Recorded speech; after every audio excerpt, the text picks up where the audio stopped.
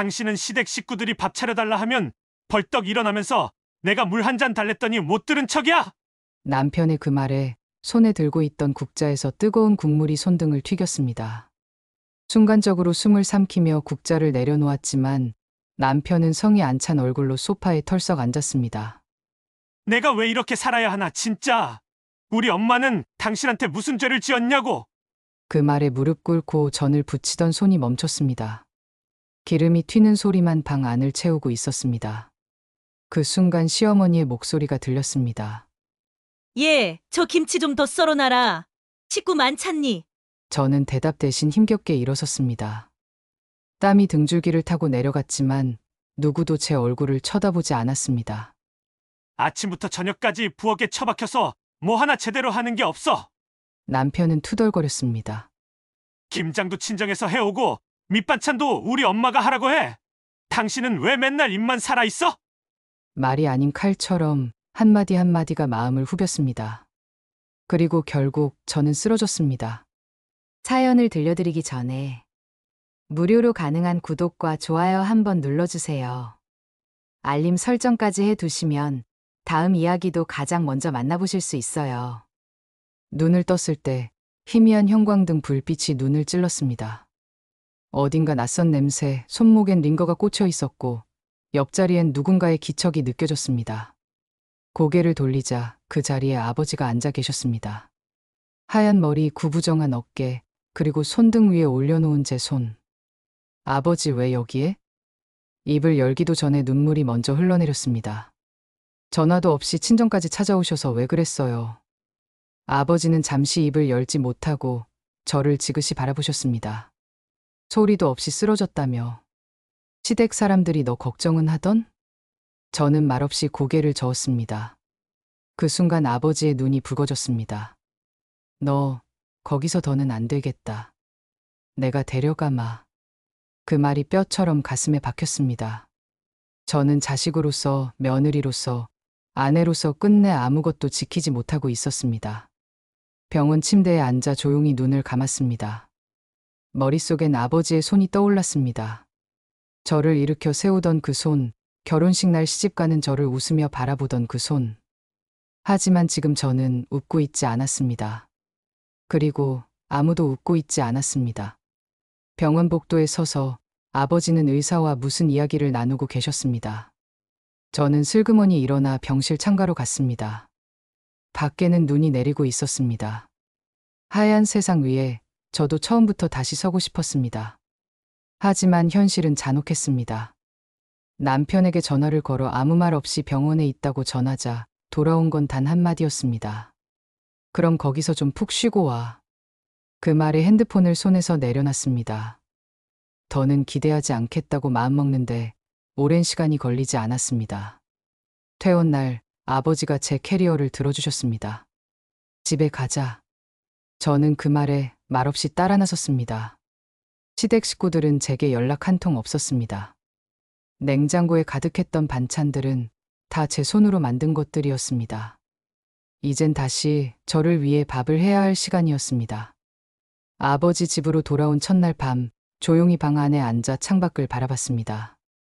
멀리 보이는 전깃줄 위에 까치 한 마리가 앉아 있었습니다. 저는 그 작은 생명에게조차 부러움을 느꼈습니다. 자유로워 보였습니다. 누구의 허락도 받지 않아도 되는 그 자리가. 저는 언젠가부터 모든 허락을 받아야만 존재하는 사람이 되어버렸습니다. 하지만 이제는 조금 달라지고 싶었습니다. 아버지 곁에서라도 제 자신을 회복하고 싶었습니다. 그리고 제 아내 목소리에 귀를 기울였습니다. 괜찮다. 이젠 너를 좀 아껴도 된다. 그 말이 조금씩 저를 붙잡았습니다. 아버지 댁에 머문 첫 주는 이상하리만큼 조용했습니다. 그 조용함이 편안하기보다 불안했던 건 오랜 시간 눈치로 살아온 탓이겠지요. 나는 하루에도 몇 번씩 핸드폰을 들여다봤고 그보다 더 자주 놓았습니다. 연락이 오지 않을 걸 알면서도 손이 저절로 움직였습니다. 그날 이후 남편은 단 한 통의 전화도 문자도 보내지 않았습니다. 그의 차가운 무관심이 오히려 나를 더 시리게 만들었습니다. 나 없이 저 사람들은 잘 살고 있겠지. 그런 생각이 들 때면 묘하게 억울하고 허무해졌습니다. 아버지는 늘 같은 자리에서 신문을 읽으시며 시간을 보내셨습니다. 말수가 많은 편은 아니셨지만 아침에 눈을 뜨면 꼭 물었지요. 잘 잤냐? 그 한마디가 나에겐 하루를 버티게 하는 유일한 온기였습니다. 그러다 하루는 꿈을 꿨습니다. 기름 냄새가 가득한 부엌에서 나는 또다시 전을 부치고 있었습니다. 허리도 펴지 못한 채 무릎을 꿇고 시어머니가 재촉하는 소리를 듣고 있던 찰나, 갑자기 뒤에서 누군가 내 어깨를 잡았습니다. 돌아보니 그곳엔 아버지가 서 계셨습니다. 일어나자. 이제 그만하자. 아버지의 손에 이끌려 부엌에서 나오는 순간 나는 꿈에서 깼습니다. 식은땀에 젖은 손으로 이마를 닦으며 생각했습니다. 그 말이, 그 손길이 내 마음속에서 얼마나 기다려온 것이었는지를. 며칠 뒤 남편이 드디어 연락을 해왔습니다. 전화벨이 울리는 순간 가슴이 철렁 내려앉았습니다. 망설이다 받았더니 익숙한 목소리가 뚝 떨어졌습니다. 언제 들어올 거야? 그 말 한마디, 미안하다는 말도 걱정했다는 말도 없이 나는 말없이 숨을 고르다 조용히 물었습니다. 내가 쓰러졌을 때 당신 걱정은 했어? 잠시 침묵이 흘렀고 그는 대수롭지 않게 말했습니다. 몸 약해서 쓰러진 걸 내가 뭘 어쩌겠어. 치료 잘 받고 오면 되는 거지. 그 말에 손이 덜덜 떨렸습니다. 기대하지 말아야지 다짐해놓고도 또 바보처럼 기대했던 나 자신이 싫어졌습니다. 당신 엄마는 괜찮으셔? 내가 다시 묻자 남편은 오히려 성을 냈습니다. 지금 그게 중요해? 우리 집안 망신 다 시켜놓고. 숨이 턱 막혔습니다. 이 사람과 내가 부부라는 게 믿기지 않았습니다. 그리고 문득 너무도 단순한 결론이 떠올랐습니다. 아, 이 사람은 가족이 아니었구나. 가족이란 아플 때 가장 먼저 손잡아주는 사람이라고 배웠는데 나는 그 사람 손 한 번 제대로 잡아보지 못한 채 살았던 겁니다. 전화를 끊고 나니 손에서 핸드폰이 툭 떨어졌습니다. 그 소리에 아버지가 방 문을 열고 들어오셨습니다. 전화 왔더나? 나는 억지로 웃으며 고개를 끄덕였습니다. 어떻더노?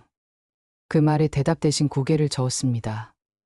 아버지는 내 옆에 앉으시더니 한참을 말없이 내 등을 쓸어주셨습니다. 그래도 살면서 이런 생각은 하지 말거라. 어떤 생각이요? 내가 뭘 잘못해서 이렇게 된 거다 하는 그런 생각. 나는 입술을 꽉 깨물었습니다. 그 순간 참았던 눈물이 왈칵 쏟아졌습니다. 아버지의 손길이 더 따뜻하게 느껴졌습니다. 그 한마디에 나는 다시 살아갈 수 있을 것 같았습니다. 그리고 그날 밤 긴 편지를 썼습니다. 남편에게 보내는 마지막 인사였습니다. 그 안에는 원망도 미움도 담지 않았습니다. 다만 그동안 내가 얼마나 외로웠는지, 가정을 지키기 위해 얼마나 참고 참았는지를 적었습니다. 나는 내 몫의 가족을 지키기 위해 여기까지 왔어요. 그 문장을 마지막으로 편지를 접고 봉투에 넣었습니다. 다음 날 편지를 들고 우체국에 가는 길. 하늘이 어찌나 맑던지 오랜만에 숨이 쉬어졌습니다. 그리고 그 순간 알게 됐습니다. 나는 아직 끝나지 않았다는 것을.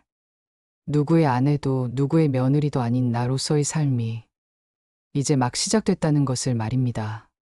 그날부터 나는 아버지 댁에서 조금씩 내 생활을 만들어갔습니다. 처음에는 식탁에 밥 한 끼 차리는 것도 어색하고 미안했습니다. 아버지는 나를 불편하게 하지 않으려고 늘 조용히 움직이셨습니다. 밥이 다 됐을 무렵이면 조용히 방에서 나오셨고, 식사를 마치면 수저를 가지런히 내려놓고 잘 먹었다 한마디로 정리를 하셨습니다. 그 간결함 속에 나는 오히려 진심을 느꼈습니다. 며느리라는 이름으로 살면서 얼마나 많은 감사합니다와 잘 먹었습니다를 갈망했는지 모릅니다. 그 말 한마디가 그렇게 어려운 건지 나는 늘 의문이었습니다. 시댁에선 누가 먼저 수저를 들지도 눈치였고, 한 숟가락 뜨기 전에도 눈으로 시어머니 얼굴을 먼저 살펴야 했습니다. 작은 한숨에도 이유를 달았고 말투 하나에도 의미를 헤아렸습니다. 그 모든 게 나를 지치게 했습니다.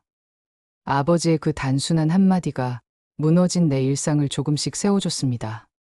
집안 구석구석을 정리하면서 나는 오래된 사진첩도 발견했습니다. 아버지가 젊었을 때의 모습, 엄마와 함께 찍은 사진, 내 어린 시절 웃고 있는 얼굴들. 그 속엔 잊고 있던 내가 있었습니다. 뭐든지 할 수 있을 것 같고 세상을 믿던 얼굴. 나는 그 사진을 오래도록 들여다보다가 문득 생각했습니다.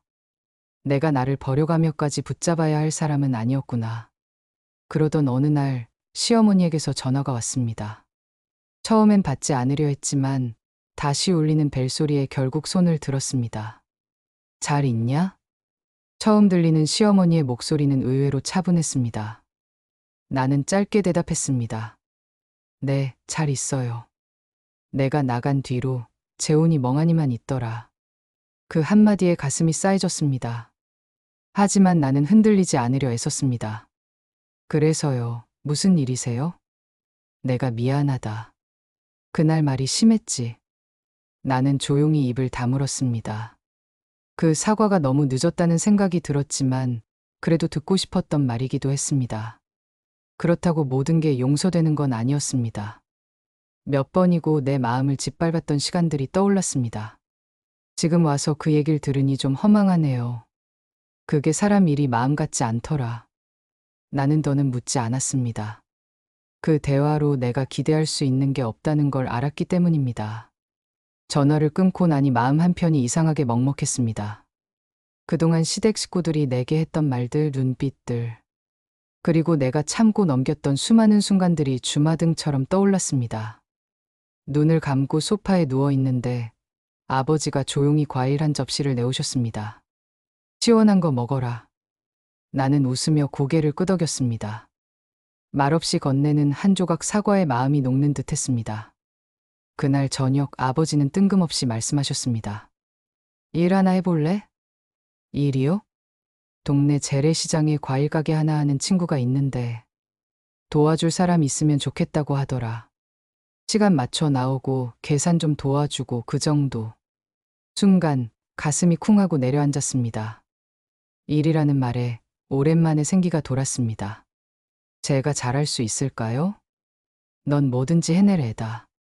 나는 내가 뭘 하든 좋다. 그 말이 그렇게 따뜻할 수가 없었습니다.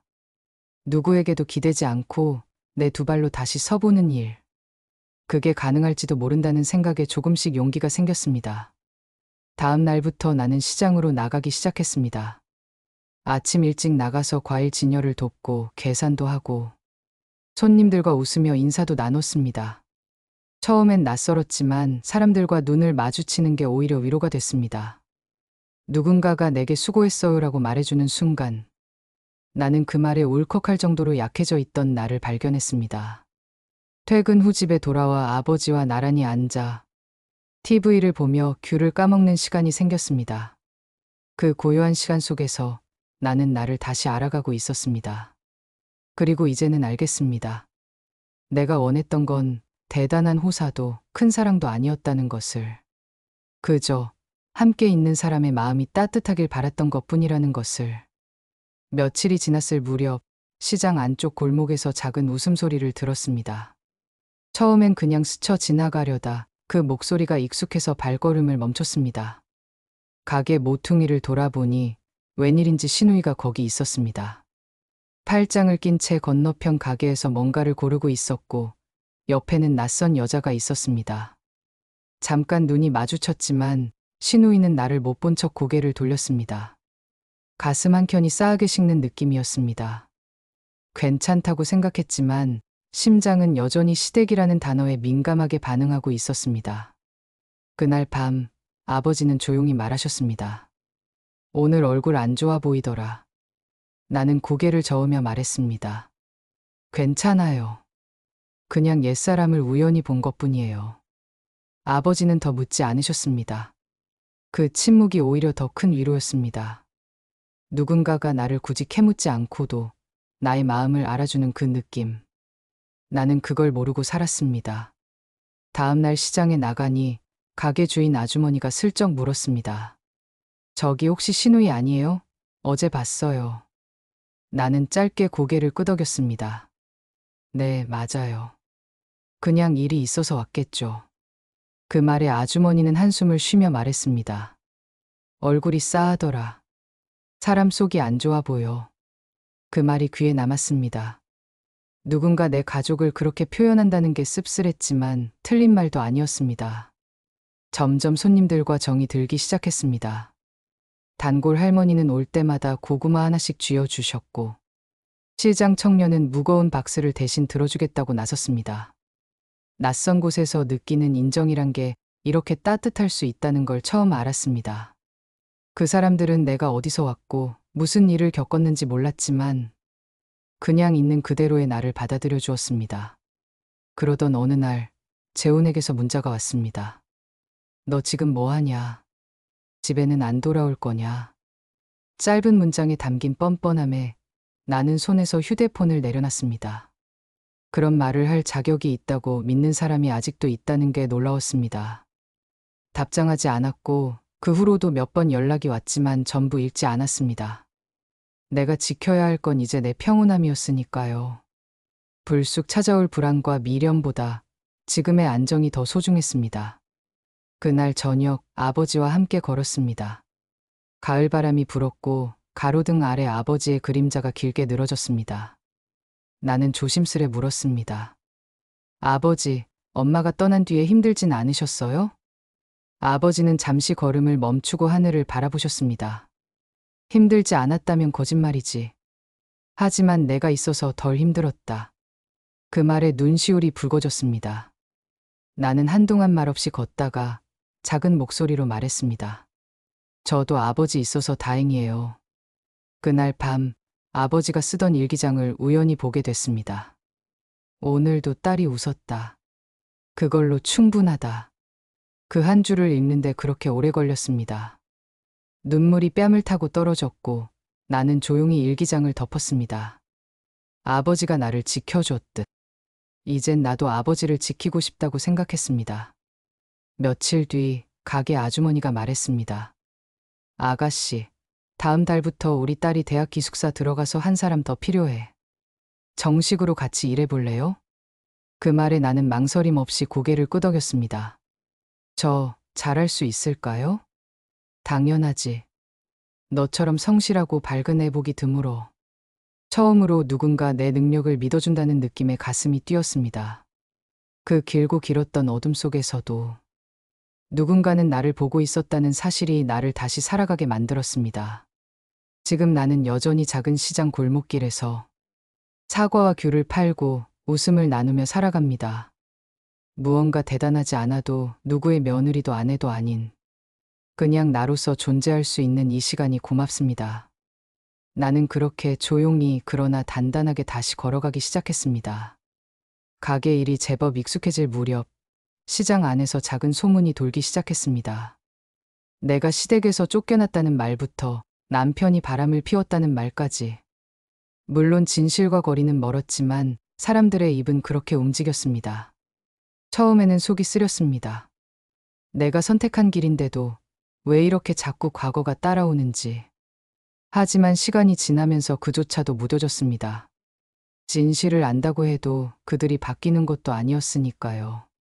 내가 어떤 이유로 이곳에 왔고 어떤 아픔을 껴안고 있는지 굳이 설명하지 않아도 되는 사람이 단 한 명이라도 곁에 있다는 게 그 무엇보다 든든하고 고마운 일이었습니다.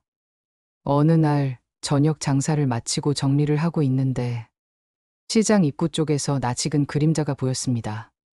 한 손에 검정 비닐봉지를 든 채 땅만 보며 걷는 남자. 그 모습은 너무나 익숙했고 동시에 보기 싫었습니다. 재훈이었습니다. 순간 숨이 턱 막히는 듯했고 나는 본능적으로 몸을 숙였습니다. 그는 나를 지나쳐 가게 앞까지 와서는 주변을 둘러봤습니다. 잠시 멈춰선 그가 가게 간판을 올려다보는 모습이 눈에 들어왔습니다. 그리고는 아무 말 없이 돌아섰습니다. 그 순간 나는 깨달았습니다. 아직도 그는 나를 필요할 때만 찾는 사람이라는 것을. 그날 밤 아버지는 조용히 말했습니다. 가게 앞에 누가 서 있다가 갔더라. 나는 웃으며 대답했습니다. 과거가 좀 늦게 길을 찾는 중인가 봐요. 아버지는 더 묻지 않으셨습니다. 그런 날들이 반복되었습니다. 재호는 시장 근처를 어슬렁거렸고 나를 찾는 듯 하면서도 말을 걸지 않았습니다. 그가 진심으로 미안했다면 이미 다른 방법을 썼을 겁니다. 하지만 그는 늘 그랬듯 본인의 방식으로만 후회를 표현했습니다. 며칠 뒤 동네 복지센터에서 연락이 왔습니다. 가게 일 도우며 어르신 도시락을 포장하는 일이 있는데 시간 맞으면 같이 하자는 제안이었습니다. 내가 누군가를 돕는다는 생각에 마음이 따뜻해졌습니다. 처음으로 내 손으로 누군가의 식사를 준비한다는 것. 그건 단순한 노동이 아니라 지난 시간에 대한 회복이었습니다. 엄마가 계셨다면 내가 이렇게 살아가는 모습을 보고 무엇라 하셨을까요? 가끔은 그립고, 가끔은 미안하고, 가끔은 아무 말 없이 울게 되는 밤도 있었습니다. 그렇게 몇 주가 지나고 시장에서 일어난 작은 사건 하나가 내 마음을 크게 뒤흔들었습니다. 가게 앞에서 과일을 사던 할머니 한 분이 갑자기 중심을 잃고 쓰러지셨습니다. 나는 놀라 급히 달려갔고 할머니를 부축해 안으로 모셨습니다. 손을 잡고 천천히 물을 건네며 말씀드렸습니다. 괜찮으세요, 어르신? 그분은 내 손을 꽉 쥔 채 중얼거리듯 말했습니다. 이 손이 참 따뜻하구나. 그 순간 나도 모르게 눈물이 고였습니다. 엄마가 쓰러지셨던 그날, 그 차가운 병원 복도에서 내가 느꼈던 외로움이 스쳐 지나갔습니다. 그날 나는 혼자였지만 오늘은 내가 누군가의 곁에 있었습니다. 그 일이 있은 후 시장 사람들의 시선이 달라졌습니다. 그 아가씨 손이 보통 아니야. 속정 깊고 야무지다니까. 누군가는 나를 평했지만 나는 그냥 나대로 살고 있을 뿐이었습니다. 그것만으로도 충분하다고 생각했습니다.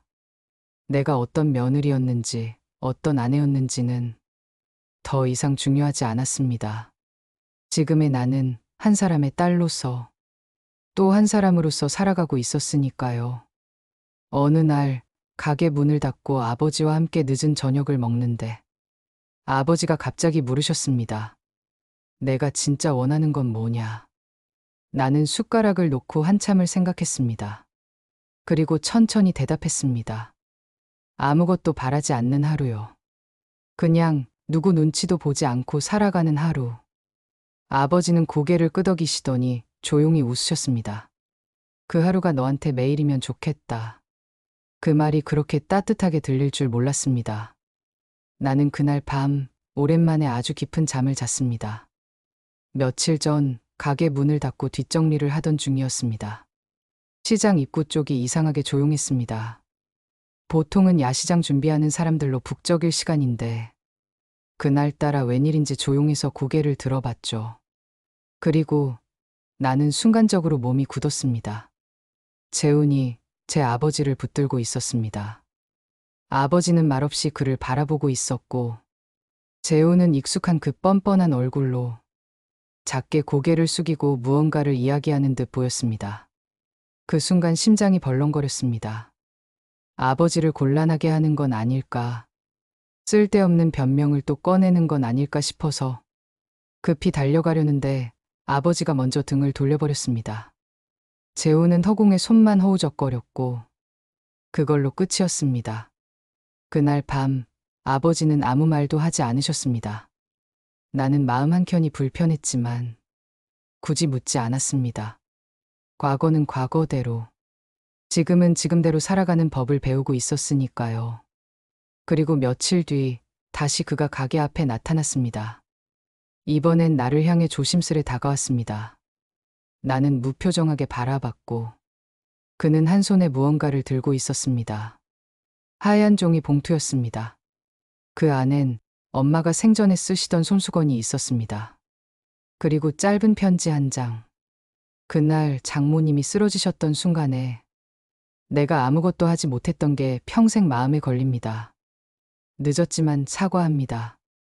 나는 그 봉투를 다시 그의 품에 밀어 넣었습니다.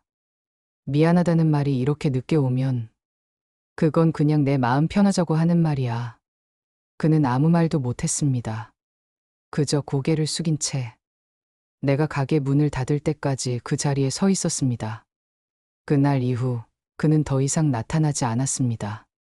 시장에서 그의 모습은 온데간데 없이 사라졌고 나는 평소처럼 아무 일 없던 것처럼 살아갔습니다.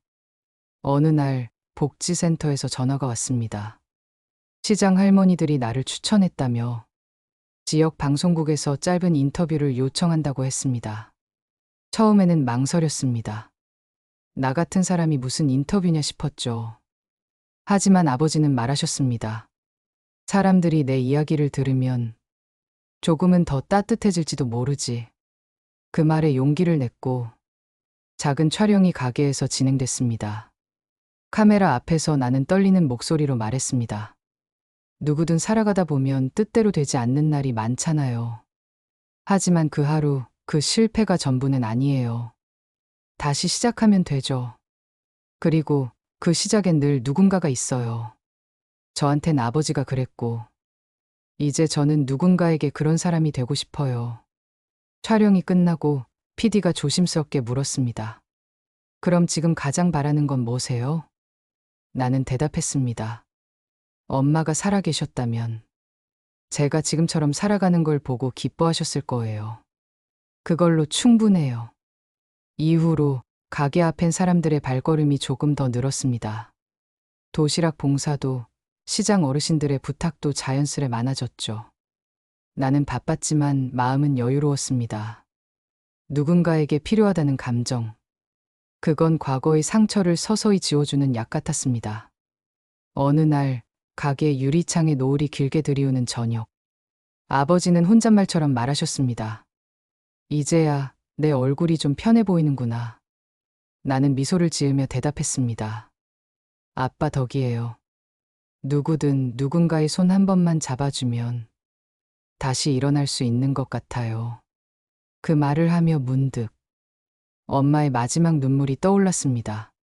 그 눈물 속에 담긴 말들을 나는 평생 가슴에 안고 살아갈 겁니다. 그날 밤 가게 문을 닫고 불을 끄려는데 누군가 유리문을 두드렸습니다. 처음엔 시장 할머니인 줄 알고 문을 열었는데 뜻밖에도 그 아이였습니다. 한때 나와 재훈 사이를 오가던 그 아이. 재훈의 조카였던 지우였습니다. 작고 마른 체구에 옛날보다 더 수척해진 얼굴이었습니다. 나는 멍하니 서 있다가 조심스레 물었습니다. 무슨 일이야, 지우야? 지우는 고개를 숙이며 손에 든 봉투를 내밀었습니다. 이모, 아니 이모라고 불러도 되죠? 그 한마디에 마음이 뭉클해졌습니다. 나는 조용히 고개를 끄덕였고 지우는 눈가를 닦으며 말했습니다. 삼촌, 이제 외국으로 가요. 아예 돌아오지 않을 거래요. 그 말에 잠시 숨이 멎는 것 같았습니다. 그러고는 봉투를 내밀며 말했죠. 이건 삼촌이 주래요. 직접 전하면 안 받을까봐. 봉투를 받아들고 나는 한참이나 바라만 봤습니다. 손이 떨렸습니다. 안에는 편지 한 장과 작은 상자가 들어 있었죠. 편지를 펼치기 전 상자부터 열어봤습니다. 그 안엔 오래전 내가 결혼할 때 선물로 받았던 엄마의 은목걸이가 들어 있었습니다. 그건 한때 내가 주방에서 쓰러졌을 때 사라졌던 것이기도 했습니다. 편지를 펼쳤습니다. 미안해. 그땐 왜 그렇게밖에 하지 못했는지 모르겠어. 사람 마음이란 게 시간이 지나서야 보이는 것들이 있더라. 그 은목걸이 내가 갖고 있었어. 버리려고 했던 적도 있어. 근데 이상하게 손에서 안 떨어지더라. 아마 죄책감이었겠지. 내가 그때 쓰러졌을 때 내가 느낀 공포는 지금도 생생해. 근데 그 순간조차도 너보다 내 체면을 먼저 생각했던 내가 지금 생각해보면 한심하고 비겁해. 그동안 잘 지냈길 바란다. 그리고 언젠가 내가 날 용서해줬으면 좋겠어. 나는 한참을 멍하니 편지만 바라보다 고요하게 목걸이를 손에 쥐었습니다. 다시 목에 걸진 않았습니다. 그건 과거의 물건이었고 지금의 나는 그때와는 다른 사람이었으니까요. 지우는 끝까지 나를 쳐다보지 못하고 작게 인사한 뒤 돌아섰습니다. 나는 그 뒷모습을 한참이나 바라봤습니다. 그러고는 조용히 문을 닫았습니다. 며칠 뒤 동네 초등학교에서 연락이 왔습니다. 도시락을 받았던 한 학생이 편지를 보냈다고 했습니다. 나는 편지를 받아들고 작은 교실 앞 나무 의자에 앉아 펼쳤습니다. 글씨가 삐뚤빼뚤했지만 진심은 고스란히 느껴졌습니다. 아줌마, 도시락 맛있어요. 엄마가 일하느라 저녁을 못 먹는데.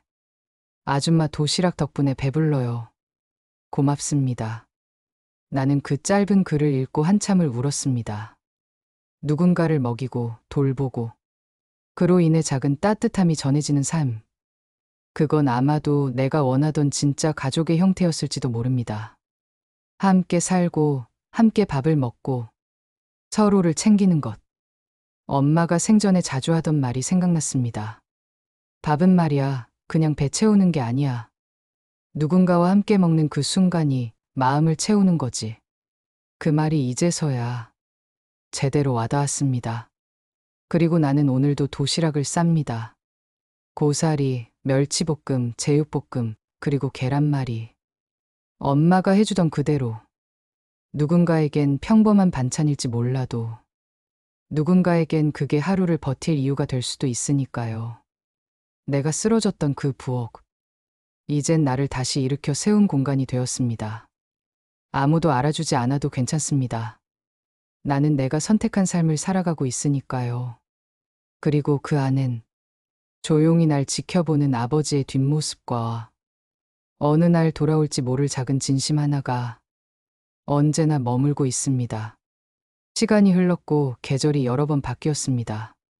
가게 앞 화단에 심은 금잔화가 피었다가 지고 다시 피고를 반복했습니다. 나는 여전히 도시락을 싸고 여전히 작은 가게 문을 엽니다. 어느새 동네에선 내가 할머니 같은 아줌마로 불리게 됐죠. 초등학교 앞에서 기다리는 아이들은 내 얼굴을 보면 오늘 반찬 뭐예요? 하고 웃으며 다가옵니다. 그렇게 매일의 삶을 살아가던 어느 날 익숙한 걸음소리가 가게 앞에 멈췄습니다. 나는 직감적으로 알 수 있었습니다. 그건 아버지였습니다. 내 친정 아버지. 한때 침묵으로만 나를 지지하던, 그러나 언제나 내 편이었던 그분이었습니다. 문을 열고 들어선 아버지는 말없이 가게를 둘러봤습니다. 벽에 붙은 아이들 그림이며 메뉴판 위에 적힌 엄마 도시락이라는 이름까지 그 모든 걸 천천히 눈에 담더니 작게 웃으셨습니다. 내가 이렇게까지 할 줄은 몰랐다. 그 말이 어쩐지 조금 울컥하게 들렸습니다. 나는 자리에서 일어나 아버지에게 차를 건넸습니다. 그분은 한 모금 마시더니 천천히 말했습니다. 요즘 자주 생각나더라. 내 엄마도 너도. 그때 내가 아무 말도 못해줘서 미안했다. 나는 고개를 저었습니다. 아니에요, 아빠. 그 침묵 덕분에 저 살아남았어요. 아버지는 나를 조용히 바라봤습니다. 그 시선엔 말로 다 할 수 없는 복잡한 감정이 담겨 있었습니다. 후회, 미안함, 그리고 자랑스러움까지. 우리는 한참 동안 말없이 앉아 있었습니다. 그러다 아버지가 작은 상자를 꺼내 제 앞에 밀었습니다. 이거 너 주려고 오래 준비했어. 상자를 열어보니 그 안엔 낡은 수첩 하나와 묵직한 통장이 들어 있었습니다. 수첩엔 내가 어릴 적 썼던 일기와 엄마가 메모해둔 반찬 조리법이 빼곡히 적혀 있었죠. 그리고 통장엔 몇 년간 매달 입금된 소액들이 차곡차곡 쌓여 있었습니다. 이 돈 내 엄마가 너 몰래 모아둔 거야. 그땐 너한테 다 줄 수 없었지만 그래도 언젠간 꼭 내 손에 들어갔으면 했어. 나는 그 자리에서 말을 잇지 못했습니다. 손끝이 떨릴 정도로 감정이 올라왔습니다. 엄마는 늘 말없이 모든 걸 준비하고 나는 늘 그걸 너무 늦게서야 알았습니다.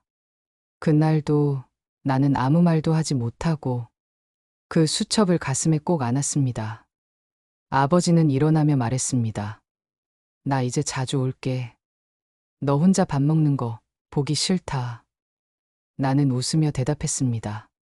아빠, 여기 밥 많아요.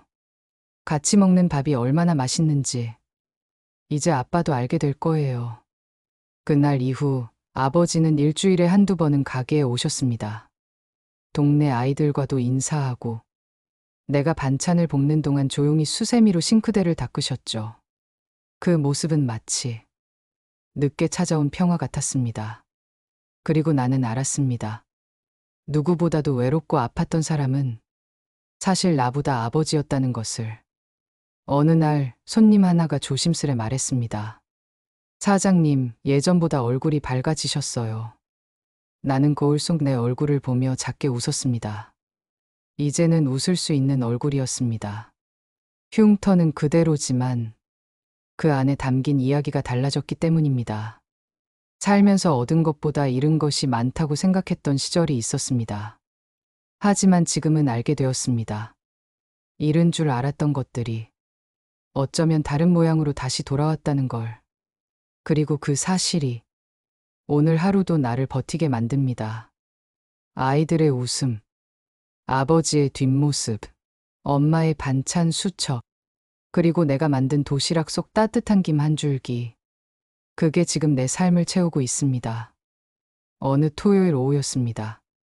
점심 장사가 끝나고 나는 가게 의자에 살짝 기대 앉아 숨을 돌리고 있었죠. 바깥에서는 아이들이 공을 차며 웃고 있었고 주방 안에서는 찜기에 올려둔 고구마에서 김이 모락모락 피어오르고 있었습니다. 그런 일상이 평화롭다고 느껴질 무렵 가게 문이 조용히 열렸습니다. 나는 반사적으로 어서 오세요를 말했지만 입을 열자마자 그 말을 삼켰습니다. 들어선 사람은 예상하지 못했던 얼굴이었거든요. 남편, 아니 이제는 전 남편. 그가 서 있었습니다. 몇 년 만이었죠. 그는 예전보다 야위어 보였고 머리는 조금 더 희끗희끗해져 있었습니다. 그는 가게 안을 둘러보다 내 앞에 천천히 앉았습니다. 나는 아무 말 없이 물 한 잔을 건넸고 그는 두 손으로 잔을 감싸며 한 모금 들이켰습니다. 그 사이 내 심장은 빠르게 뛰기 시작했죠. 여전히 그를 보면 내 안에 있던 상처가 시린 듯 반응했습니다. 잘 지냈어? 그의 첫마디였습니다. 나는 조용히 고개를 끄덕였습니다. 그리고 물었습니다. 무슨 일로 왔어? 그는 잠시 머뭇거리더니 지갑에서 낡은 사진 한 장을 꺼냈습니다. 그 사진 속엔 우리가 한때 함께 웃고 있던 모습이 담겨 있었습니다. 내 옆에 앉은 그와 내 무릎 위에 앉은 은서, 우리 딸, 작은 웃음까지도 선명하게 남아있던 그 장면에 나는 입술을 꼭 깨물었습니다. 은서가 다시 널 보고 싶어 해. 그 말에 나는 고개를 들 수 없었습니다. 한동안 눈도 마주치지 못한 채 두 손으로 치마 끝을 꼭 쥐었습니다. 내가 떠날 땐 그 애도 다 끄는 줄 알았어. 내 말에 그는 작게 고개를 숙였습니다. 그땐 나도 많이 어리석었지. 그의 말엔 후회가 묻어 있었지만 그게 상처를 덜어주진 않았습니다. 나는 천천히 고개를 들고 정면으로 그를 바라봤습니다. 은서가 나를 보고 싶어 하면 언제든지 오라고 해. 하지만 너는 여기까지야. 그는 작게 고개를 끄덕였습니다. 미련인지 죄책감인지 모를 눈빛으로. 그리고 말없이 일어나 사진을 한 장 더 놓고 가게 문을 열고 나갔습니다. 문이 닫히고 나는 가만히 그 사진을 들여다봤습니다. 은서였습니다. 이제는 다 커서 고등학생이 된 듯한 모습. 사진 속 그녀는 웃고 있었지만 그 미소엔 어쩐지 그늘이 있었습니다.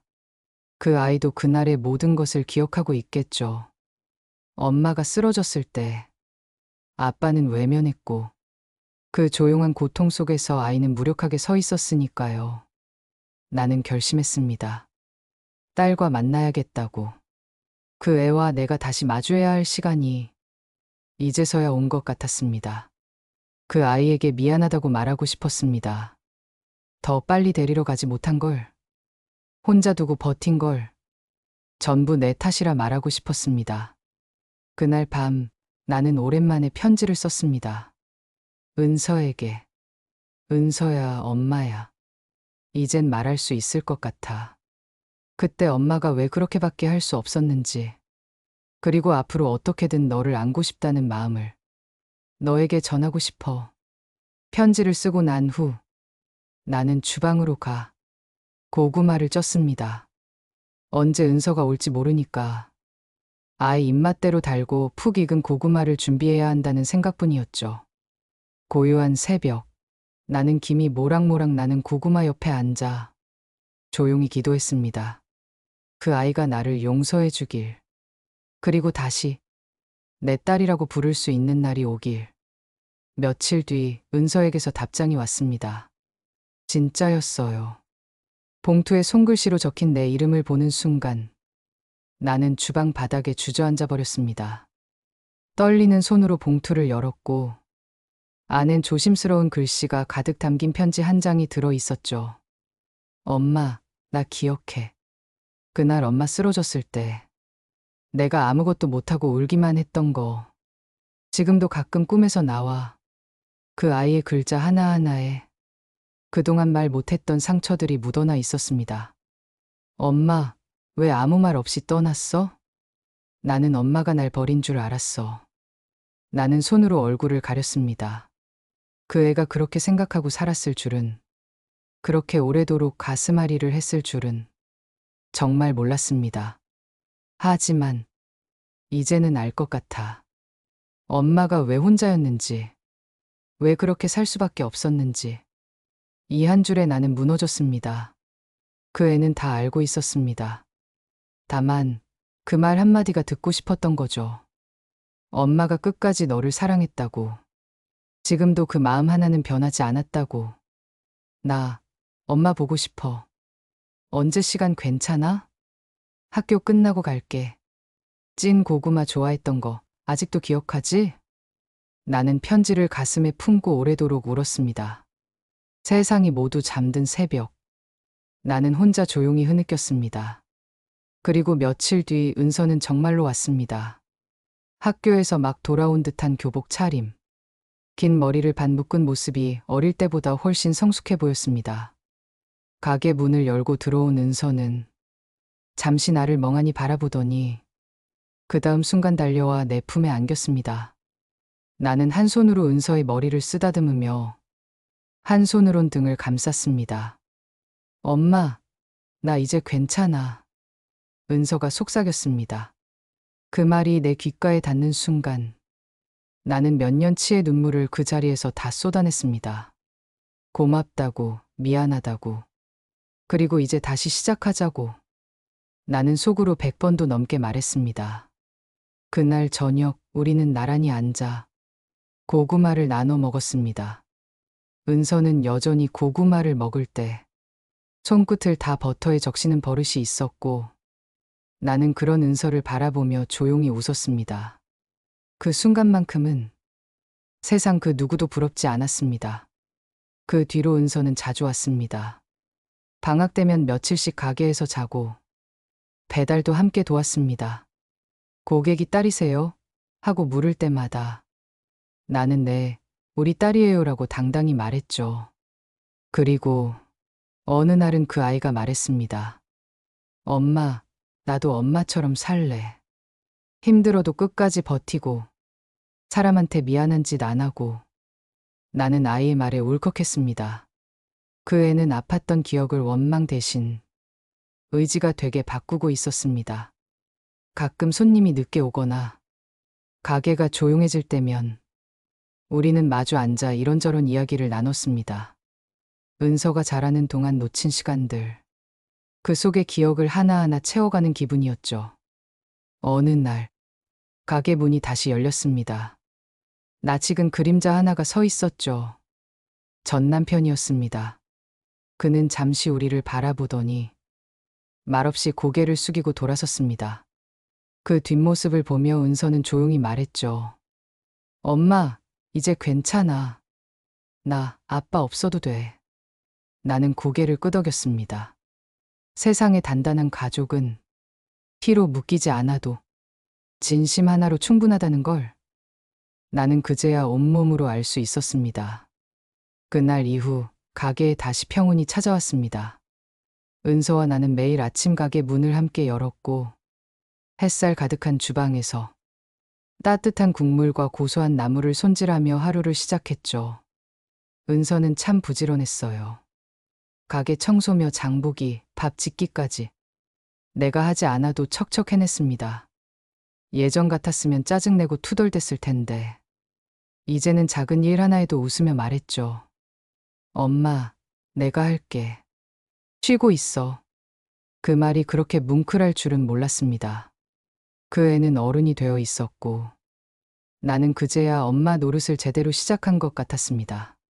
한날은 손님이 없던 오후 우리는 주방 구석에 앉아 묵은지 찌개를 나눠 먹었어요. 김이 모락모락 피어오르던 그 밥상 위에서 은서는 문득 말했죠. 엄마, 나 있잖아. 처음엔 진짜 엄마가 날 버린 줄 알았어. 아무 말도 없이 떠난 거 너무 서운했거든. 나는 젓가락을 멈추고 고개를 끄덕였습니다.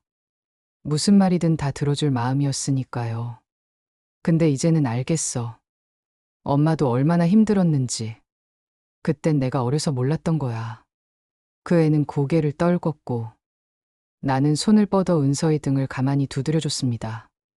말보다 따뜻한 손길이 전해지는 그 순간 우리는 눈을 마주치지 않고도 서로의 마음을 알 수 있었어요.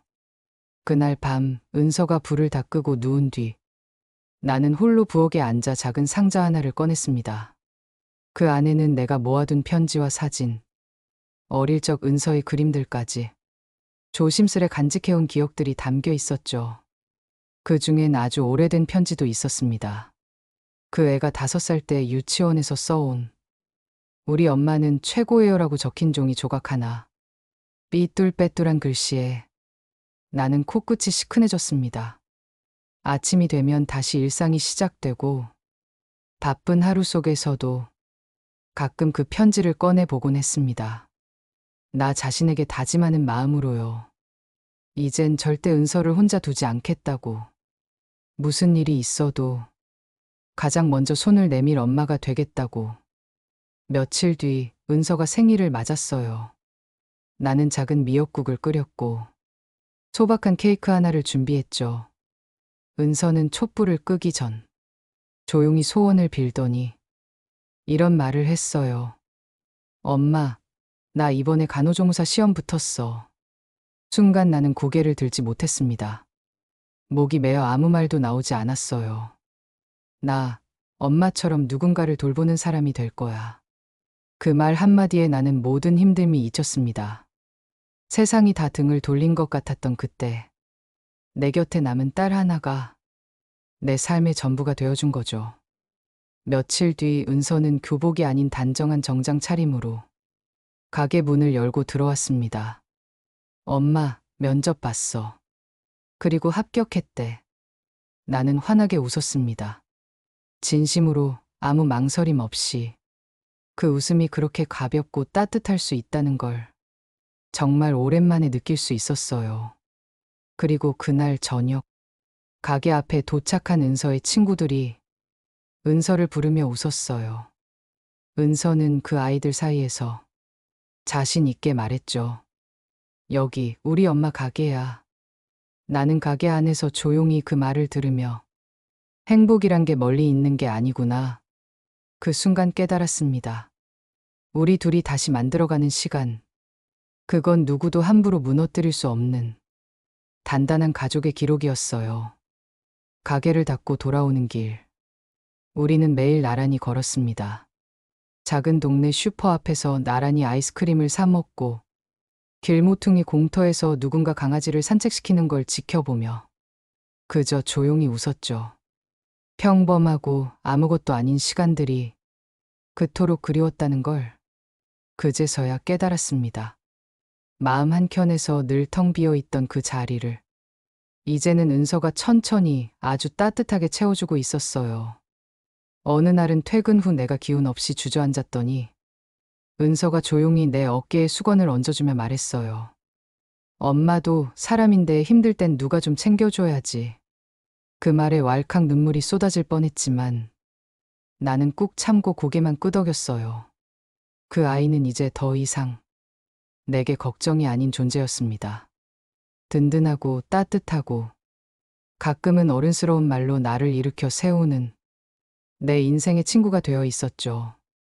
어느 주말 오후 우리는 함께 시장을 봤고 은서는 손에 장바구니를 들고 장난스럽게 말했어요. 이제 내가 엄마 챙긴다. 그러니까 엄마는 나 믿고 쉬어. 나는 그 말에 웃으면서도 가슴이 뜨거워졌습니다. 다시 돌아온 가정, 다시 이어진 밥상, 그리고 다시 연결된 마음. 그 모든 것이 기적처럼 느껴졌어요. 그리고 어느 날 저녁, 은서가 작은 상자를 내밀었습니다. 안에는 직접 쓴 편지가 있었죠. 엄마, 나 어릴 땐 엄마를 원망도 많이 했어. 왜 우리만 이렇게 사는지, 왜 늘 눈치만 봐야 했는지. 근데 이제는 알아. 엄마가 얼마나 외로웠는지, 얼마나 그 외로움을 감추려 했는지. 이제 내가 엄마 옆에 있을게. 우리 둘이서 충분히 행복해지자. 나는 편지를 덮고 아이를 껴안았습니다. 그 순간만큼은 세상에 아무도 부럽지 않았고 어떤 후회도 떠오르지 않았어요. 다만 앞으로 살아갈 시간들이 조금만 더 너그러웠으면 좋겠다. 그렇게 바랐습니다. 은서가 새로운 병원에 출근하던 날, 나는 이른 새벽에 도시락을 쌌습니다. 김밥 2줄, 삶은 계란 하나, 그리고 예쁜 메모지에 쓴 짧은 글귀 하나. 내가 있어서 나는 다시 웃는다. 그 메모를 도시락 뚜껑에 붙이며 나는 문득 처음으로 이 세상이 나를 환영해주는 것 같았어요. 오랜 시간, 누구에게도 기대지 못한 채 살아왔던 나에게 이제는 당당히 말할 수 있었습니다. 나는 엄마로서, 사람으로서 참 잘 버텼고 그 시간 끝에 누군가의 온전한 사랑을 받게 되었다고. 밤이 되면 창문을 닫고 주방 불을 끄고 가게 문을 닫는 그 평범한 일이 이젠 내게 가장 감사한 하루의 마무리였어요. 가족은, 사랑은 때론 멀어졌다가 다시 가까워지는 게 아니라 더 단단하게, 더 깊이 뿌리내리는 것이라는 걸 나는 은서를 통해 배웠습니다. 세상엔 다양한 가족이 있습니다. 같은 집에 살아도 남처럼 느껴질 수 있고, 서로 다른 길을 걷다가도 다시 같은 밥상 앞에 마주 앉을 수도 있습니다. 가족이란 결국 끝까지 곁에 남아주는 사람입니다. 그녀가 끝내 포기하지 않았던 이유이기도 했습니다. 오늘도 끝까지 함께해 주셔서 감사합니다. 무료인 구독과 알람 설정 잊지 마시고요. 여러분의 따뜻한 응원이 이야기를 만들어가는 큰 힘이 됩니다.